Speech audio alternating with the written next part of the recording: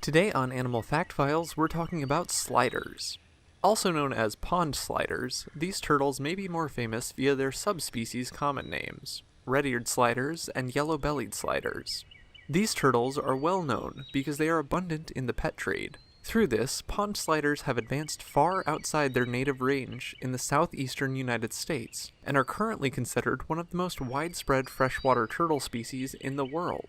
Pond sliders may be considered pests in places outside of their native range, but we'll be discussing later in the episode how this isn't always the case.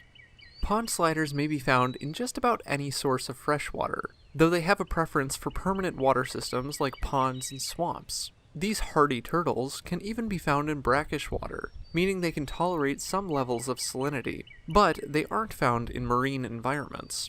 Pond sliders specifically love environments littered with fallen logs and debris, giving the turtles a chance to bask. Perhaps you've seen this in action in the wild. Pond sliders often live in close proximity to one another, and it's not unheard of to see dozens of turtles basking on the same log, sometimes even in turtle piles.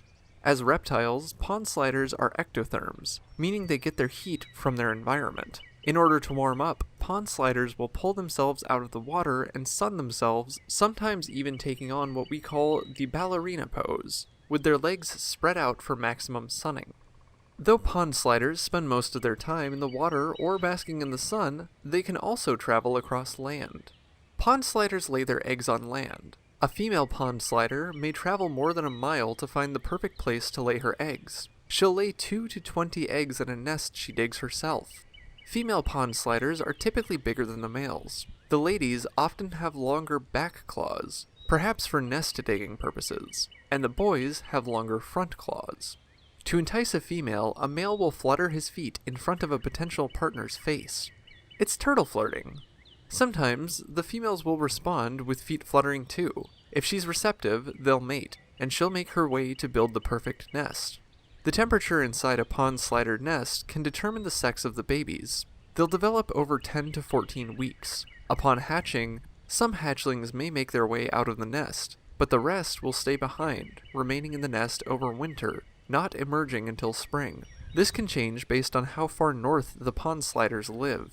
Even adults, who may go into low-energy states during the winter in northern areas, may remain active year-round in the southern parts of their range. Young pond sliders eat more animal material to help them grow. They may take insects, small fish, tadpoles, clams, and more. As they get older, pond sliders eat more plant material, including algae and aquatic vegetation. As they grow, the males can reach sizes upwards of 4 inches, while the girls can more than double that. Pond sliders often start out with bright colors, including their iconic ears. But as they get older, males may become darker until they're nearly black. In the wild, pond sliders are believed to live at least a decade or two, though this isn't well documented, and that's considering they can avoid predators such as raccoons, foxes, skunks, alligators, snakes, crows, otters, and even humans. In some parts of the world, pond sliders are replacing native turtles in the diets of people, which could help to save other turtle species that may otherwise be over-harvested as a food source. For more facts on pond sliders, check out the links in the description. Thank you to George O for today's request. Give a thumbs up if you learned something new today, and thank you for watching Animal Fact Files.